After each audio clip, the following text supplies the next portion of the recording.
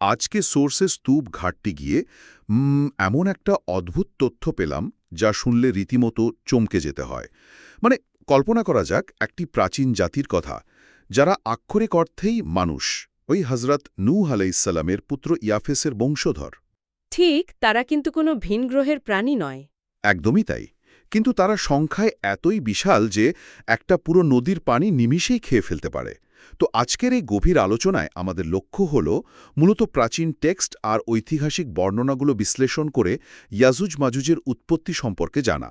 আর সেই রহস্যময় প্রাচীন দেয়াল, মানে যা তাদের আটকে রেখেছে, সেখানে বাদশাহ জুলকারনাইনের ভূমিকা কী ছিল সেটা একটু খতিয়ে দেখা। হ্যাঁ, আর প্রাচীন উৎসগুলোতে এই ইয়াজুজ মাজুজকে কিন্তু কোনো দানব হিসেবে দেখানো হয়নি, বরং বলা যায় তারা অত্যন্ত উগ্র, মানে ধ্বংসাত্মক স্বভাবের একটি মানব গোষ্ঠী। হ্যাঁ, পাহাড়ি জনপদগুলোতে তারা তো প্রতিনিয়ত আক্রমণ আর লুটতারাজ চালাত। ঠিক বলেছেন। আর এই লুটটুতরাজে একেবারে অতিষ্ঠ হয়েই কিন্তু স্থানীয় মানুষজন একজন পৃথিবী ভ্রমণকারী ন্যায়পরায়ণ শাসকের কাছে সাহায্য চায়। বাদশাহ জুলকারনাইন, তাই তো? হ্যাঁ, জুলকারনাইন তখন তাদের সাহায্য করতে এগিয়ে আসেন। তিনি সেখানে দুটি পাহাড়ের মাঝখানে বিশাল একটি দেয়াল তুলে দেন। তবে তিনি শুধু পাথর বা সাধারণ কোনো উপাদান ব্যবহার করেননি। সোর্স বলছে তিনি লোহার বিশাল ব্লক এবং গলিত তামা ব্যবহার করেছিলেন। আরে এখানেই তো আমার সবচেয়ে বড় প্রশ্ন। মানে হঠাৎ তামা আর লোহার এই নির্দিষ্ট মিশ্রণ কেন? এখানেই প্রাচীন প্রকৌশলের বিষয়টি সবচেয়ে আকর্ষণীয় হয়ে ওঠে। কারণ শুধু লোহা দিয়ে দেয়াল বানালে তা মজবুত হবে ঠিকই, কিন্তু আমরা জানি লোহায় খুব সহজে মরিচা ধরে। হ্যাঁ, অক্সিডেশন হয়। ঠিক।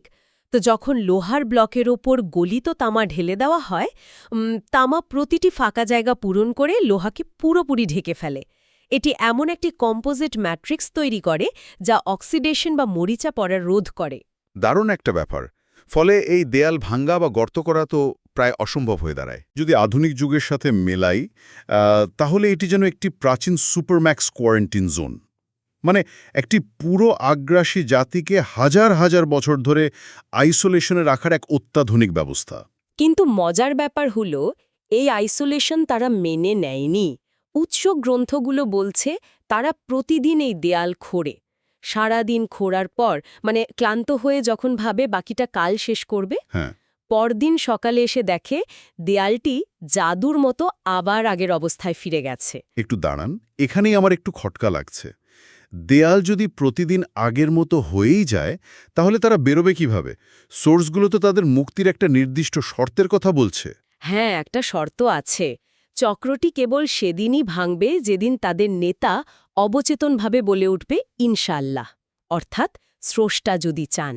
আচ্ছা, এই কথাটি বলার পরেই কেবল তারা পরের দিন দেয়ালটি ভেদ করতে পারবে।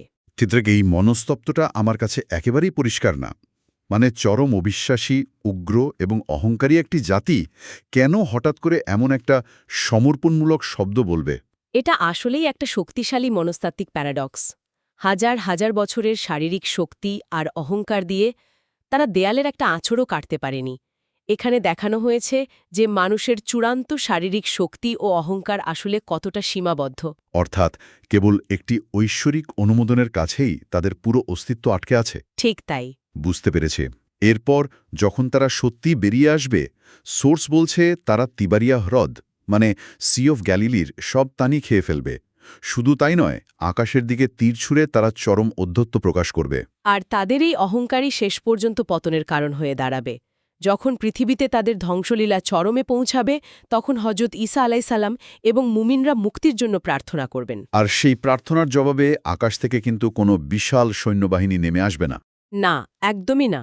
সোর্স অনুযায়ী তাদের পতন হবে ঘাড়ের কাছে জন্মানো নাগাফা নামের এক প্রকার ক্ষুদ্র প্রকার সংক্রমণে।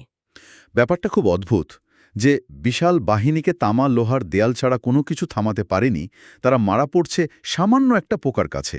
আধুনিক এপিডেমিওলজি বা মহামারী বিদ্যার দিক থেকে ভাবলে কিন্তু এটা বেশ লজিক্যাল। হাজার বছর ধরে আইসোলেশনে থাকা একটি জাতির বাইরের পৃথিবীর নতুন কোনো প্যাথোজেন বা প্যারাসাইটের বিরুদ্ধে ইমিউনিটি থাকার কথা নয়। ও আচ্ছা, মানে রোগ প্রতিরোধ ক্ষমতা নেই। ঠিক, তাই এই ক্ষুদ্র পোকার সংক্রমণ পুরো জাতিকে একসাথে শেষ করে দেয়। এরপর পাখি এবং বৃষ্টির মাধ্যমে পৃথিবী আবার পরিষ্কার হওয়ার কথা বলা হয়েছে। অর্থাৎ বাদশাহ জুলকার নাইনের ওই অভাবনীয় মেটালার্জি থেকে শুরু করে হাজার বছরের মনস্তাত্ত্বিক লুপ, হ্যাঁ, এবং সবশেষে একটি ক্ষুদ্র পোকার মাধ্যমে বায়োলজিক্যাল পতন, পুরো চক্রটি দারুণ ইন্টারেস্টিং। হ্যাঁ, প্রাচীন এই বর্ণনাগুলো আমাদের অহংকার, আইসোলেশন এবং প্রকৃতির শক্তির মেকানিজম নিয়ে নতুন করে ভাবতে বাধ্য করে। একদম। তবে শেষ করার আগে একটি বিষয় খুব ভাবার মতো।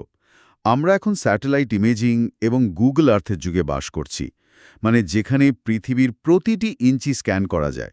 হ্যাঁ, তা তো বটেই। যদি লোহা এবং তামার তৈরি দুটি পাহাড়ের মাঝখানে সেই বিশাল প্রাচীরটি সত্যিই থেকে থাকে, তাহলে সেটি কিভাবে আজও আধুনিক প্রযুক্তি চোখ এড়িয়ে লুকিয়ে আছে? কোনো ভৌগোলিক ব্লাইন্ড স্পট, নাকি দেয়ালটির অস্তিত্ব খোঁজার পদ্ধতিতেই কোনো ভুল হচ্ছে? এই প্রশ্নটি রইল সবার ভাবনার জন্য।